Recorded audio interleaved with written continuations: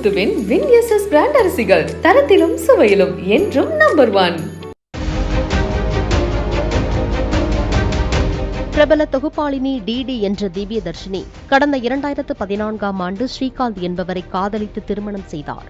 ஆனால் 3 ஆண்டுகளில் கணவரை பிரிந்து விவாகரத்து செய்துவிட்டார். தற்போது விவாகரத்து குறித்து டிடி மனம் திறந்து பேசியுள்ளார். அதில் தான் விவாகரத்து ஆன ஒருவள் என்பதை மக்கள் ஒருபோதும் நினைவு வைத்துக் கொள்ளவில்லை என்று தெரிவித்துள்ளார். அந்த விவாகரத்து வாழ்க்கையும் தனக்கு நிறைய விஷயங்களை கற்றுக் கொடுத்ததாகவும், அந்த சமயத்தில் தான் சந்தோஷமாக இருந்தால் மட்டுமே போதும் என நினைத்து அந்த முடிவை எடுத்ததாகவும் கூறியுள்ளார்.